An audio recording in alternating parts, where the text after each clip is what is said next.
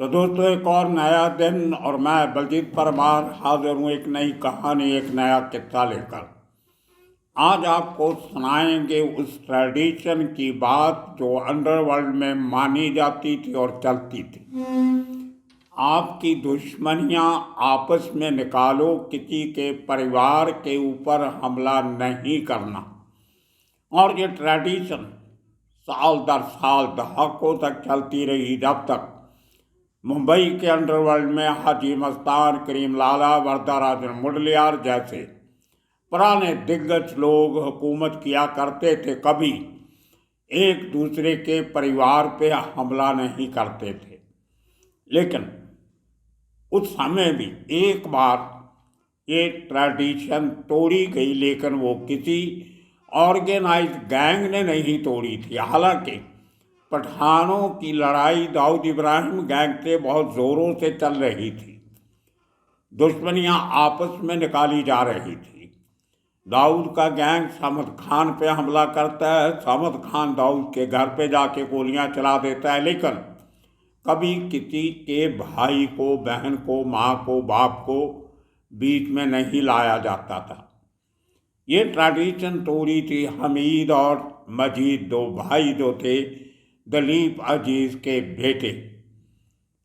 और वो तोड़ी भी इसलिए गई थी कि उन्होंने अपने बाप के मर्डर का बदला लेना था, इसलिए समद खान के बाप को निशाना बनाया गया, रहीम खान को।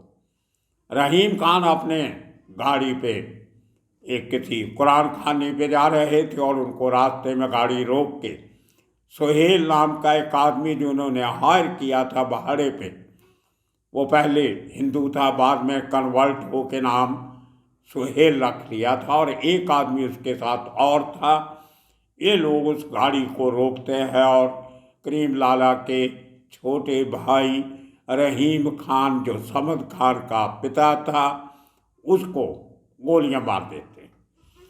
अब देखिए, वहाँ से लड़ाई कोई दाऊद ने नहीं मारा था, लेकिन वो दो भाई जो अपने आप में एक बहुत बड़ा गैंग चला रहे थे, उन्होंने अपना बदला लिया और घर के दो बुजुर्ग मारे गए। हमीद मजीद का बाप मारा गया, उसके बाद समद खान का बाप मारा गया। लेकिन दूसरी तरफ दाऊद और बीआरए गैंग की लड़ाई बड़ी ज़बरदस्त चल रही थी। कहते हैं कि इनका जो पहला सरगना था रमा नायक, उसका एनकाउंटर भी फर्जी था और वो दाऊद के कहने पे करवाया गया था। जो चैबूर में एक हेयर कटिंग सैलून में बाल कटवाने रमा नायक जाता है और वहाँ पे उसको मार दिया जाता है। कहते तो ये भी है कि मारा कहीं और था, लेकिन बाद में मारा दाऊद के लोगों ने था। लेकिन इंस्पेक्टर राजन काटदरे, जो उस समय नागपाड़ा के इंचार्ज थे, उनको वहाँ से भेजा जाता है कि आप उसका एनकाउंटर दिखा के उसकी लाश उठा के ले जाओ। तो काटदरे साहब अकेले जाते हैं, राजन काटदरे, और रिकॉर्ड में आ जाता है कि उन्होंने रमा नायक का एनकाउंटर किया, उसको मिटा दिया। उसके साथ बाबू रेशम के ऊपर जेल में अटैक हुआ, उसके पीछे भी कहा जाता है कि कहीं ना कहीं दाऊद की कोई ना कोई रोल था। उसके बाद बच जाता है अरुण गवली, जो अब अपने गैंग का अकेला सबसे बड़ा सरगना था। 40-45 बंदे इसके साथ हो गए थे, गैंग बढ़ रहा था। दूसरी तरफ दाऊद गैंग ऑलरेडी बहुत पावरफुल हो चुका था। खास तौर पे अशोक जोशी का जो 88 में मर्डर हुआ, जो अरुण गवली के बहुत करीब माना जाता था, भाई माना जाता था, उसको मारने के बाद छोटा राजन भी मुंबई छोड़ के दाऊद के साथ दुबई में पनाह ले लेता है। ये पुरानी कहानियाँ आपने सब सुनी। लेकिन उसके बाद 91 में तब्दीली आती। अशोक जोशी के मर्डर का बदला लेने के लिए अरुण गवली दाऊद के गिरोह के खास आदमी सतीश राजे का मर्डर करवा देते, जो इनके भाई जैसा था।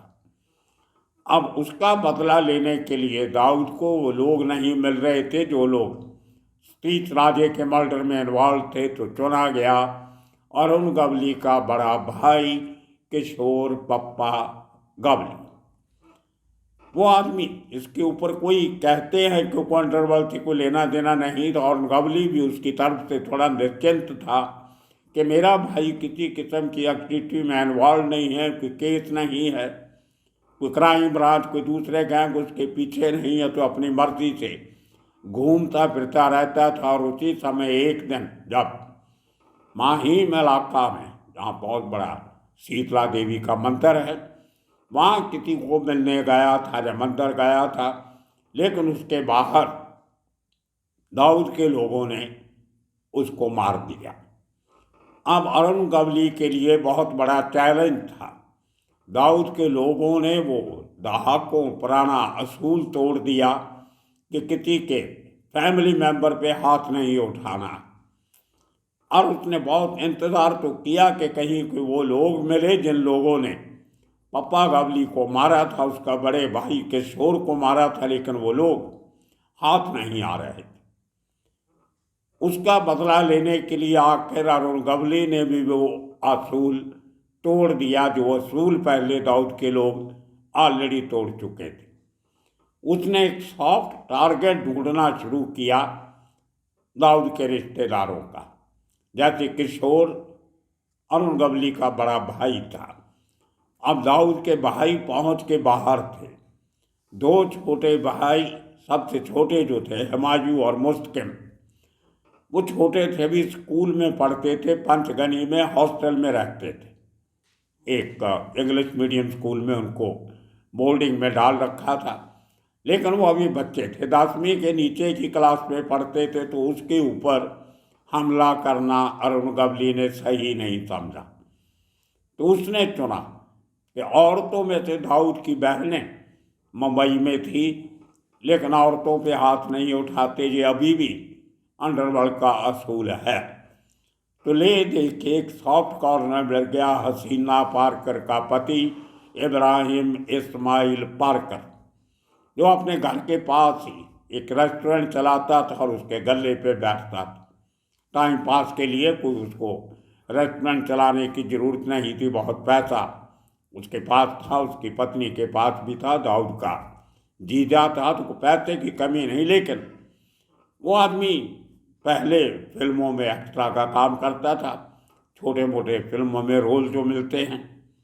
और उसकी जब शादी हसीना पारकर से हुई तो हसीना की उम्र महज 17-18 साल की थी। तो उसने साथ अपना एक कड्डा बना लिया और शान से अपने गले पे बैठ के वो रेस्टोरेंट चलाता था। जायका पता नहीं क्या नाम था उसका। तो लेकिन उसको ये कभी दिलो दिमाग में नहीं था कि उसके ऊपर कोई हमला करने की कोशिश करेगा। लेकिन अरुण गवली ने के लोगों ने फील्डिंग लगा के देखा क्या दाऊद से अगर किशोर पप्पा गवली के मर्डर का बदला लेना है तो उसकी बहन के पति को मारा जा सकता है, वो निशाने पे आ सकता है। तो अरुण गवली ने भी फैसला किया टिट फॉर टैट। उन्होंने मेरे भाई को मारा, मैं उसके बहनोई को मारूंगा। तो 3-4 लोग जाते हैं उसके रेस्टोरेंट में। वो इनको देख के जब गोलियां चलती हैं भागने की कोशिश करता है, लेकिन मार दिया जाता है गले पे उसको, और बहुत बड़ा हो हल्ला होता है। ये शायद जुलाई 92 की बात है। और उसके बाद जो अंडरवर्ल्ड में तरतहली मचती है, पुलिस सतर्क हो जाती है कि अब गैंग वार बहुत बढ़ेगी। अरुण गवली के भाई मरा, उसके बाद दाऊद इब्राहिम का बहनोई मरा, तो बड़े लेवल पे पकड़ा पकड़ी शुरू हुई।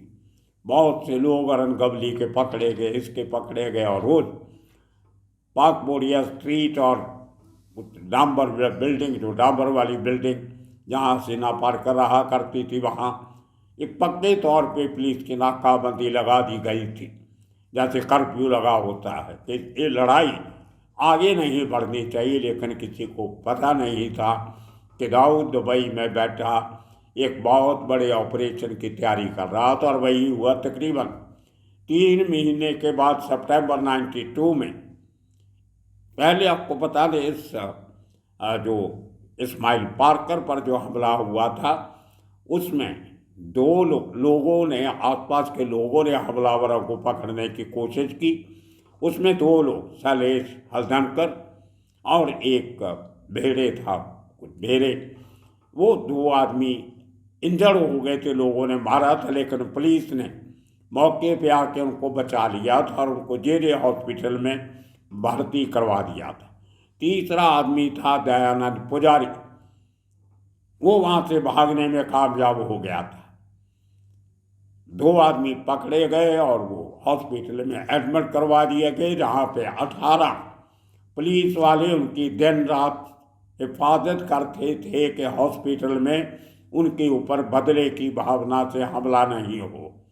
लेकिन दाऊद पूरी तैयारी कर रहा था और उसने उसी साल कुछ महीनों के बाद एक 24 लोगों की टीम तैयार की, जिसका मुखिया बनाया गया उस समय का सबसे खतरनाक शूटर सुभाष सिंह ठाकुर।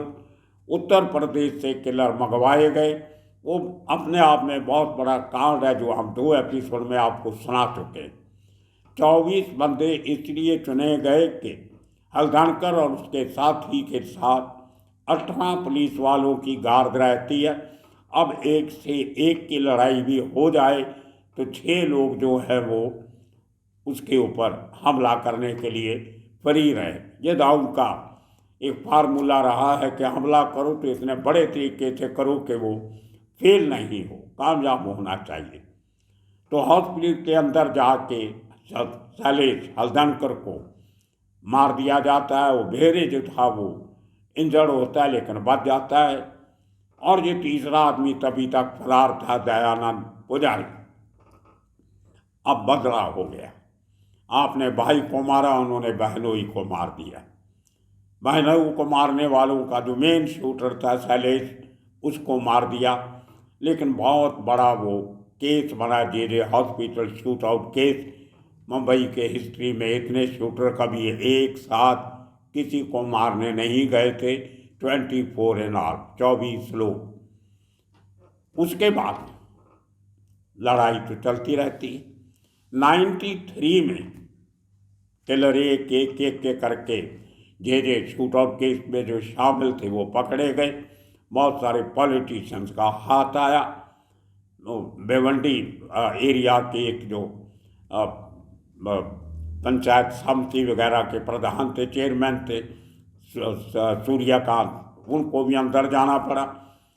उत्तर प्रदेश से बिलोंग करने वाले एक केंद्र में मंत्री थे राय साहब, उनकी भी कुर्सी गई। तो खैर लंबी चौड़ी कहानी। लेकिन ये आदमी दयानंद पुजारी, ये 93 में अरेस्ट हो जाता है। पहले भागा हुआ था लेकिन क्राइम ब्रांच इसको पकड़ लेती। 96 तक ये आदमी जेल में रहता है। उसके बाद इसको जमानत मिलती है, या शायद जेल से छुट्टी लेके बाहर आया था पैरोल पे किसी काम से, और उसके बाद फरार हो जाता है। 96 में दयानंद पुजारी मुंबई से फरार होके गुल हो जाता है और पूरी क्राइम ब्रांच की कई टीम उसको ढूंढती फिरती है लेकिन किसी के हाथ नहीं आता।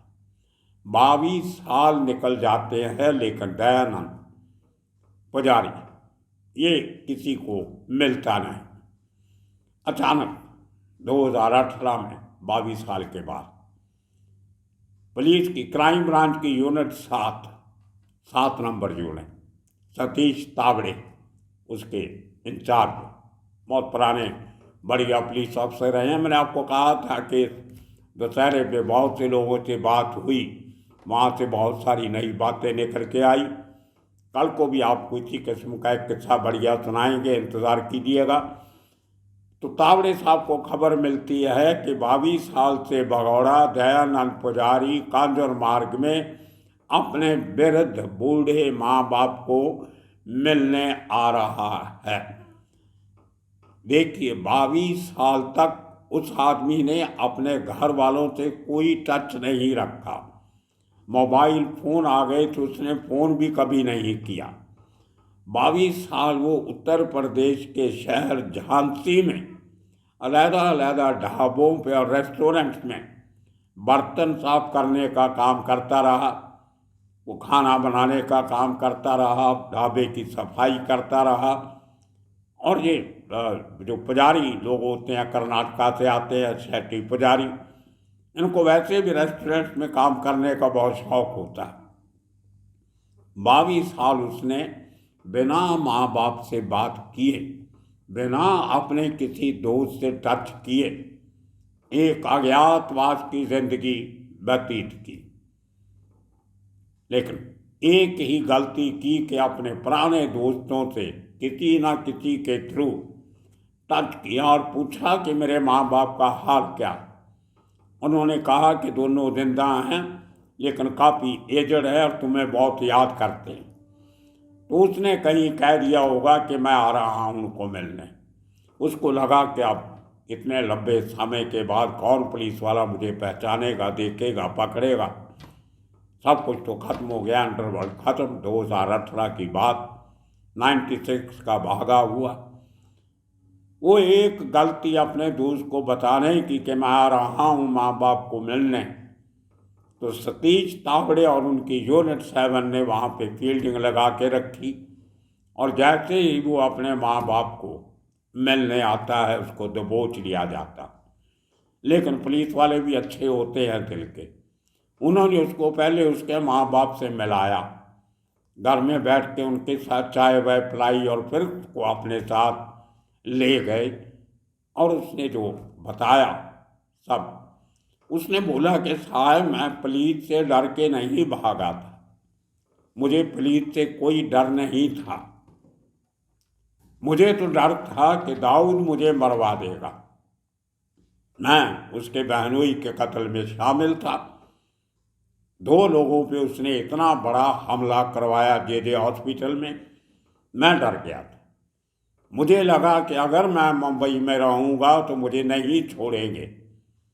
इसलिए मैंने इतने साल किसी से कोई राब्ता नहीं रखा, कोई बात नहीं की कि कहीं ये बात निकल नहीं जाए।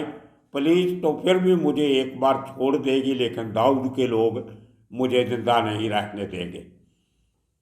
सो दोस्तों, ये देखिए कैसे अंडरवर्ल्ड की कहानियाँ क्या क्या मोड़ लेती हैं। और वो बंदा आज, मैंने कुछ लोगों का, मुझे आपको बता दूं कि 2-3 जेलों से फ़ोन आए मुझे, महाराष्ट्र की। 2 लोग अंडरवर्ल्ड से जुड़े हुए केसेस के मामले में सज़ा होने के बाद जेल में बैठे। वो जेल में बैठ के हमारा ये सुनते हैं प्रोग्राम।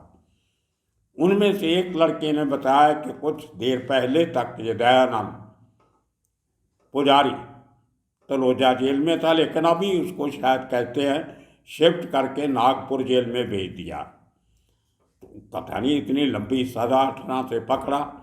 एक तो भागने की सज़ा भी हुई होगी, एक वो मर्डर की सज़ा, शायद उम्र कैद हो गई होगी।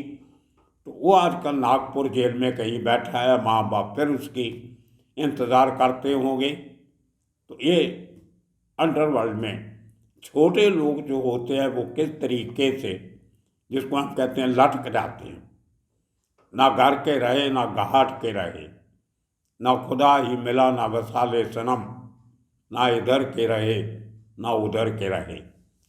तो ये इन दोस्तों की तकदीर में लिखा होता है, या वो खुद अपनी तकदीर इस तरह लिख लेते हैं कि अपने साथ साथ अपने घर वालों को भी चैन की नींद सोने नहीं देते। तो दोस्तों, इसी तरह आने वाले दिनों में कल एक और आपको बड़ी इसी कड़ी से जुड़ी हुई एक कहानी सुनाएंगे कि दाऊद इब्राहिम के भाइयों के ऊपर जो हमले हुए हैं अलग-अलग समय पे, उनमें से एक हमले का जिक्र करेंगे। वो भी मुझे किसी ने जेल से फ़ोन करके इन्फॉर्मेशन दी है। मैं थोड़ा उसको और क्रॉस चेक कर रहा हूँ कहाँ तक सही है नहीं है। तो आने वाले दिनों में इस किस्म के और किस्से आपको उन लोगों के से सुने हुए जो केसेस में इन्वॉल्व, नई बातें, नए तथ्य, नए फैक्ट और सच्चाई आपके सामने लाएंगे। तब तक के लिए आप सबका बहुत बहुत शुक्रिया, धन्यवाद।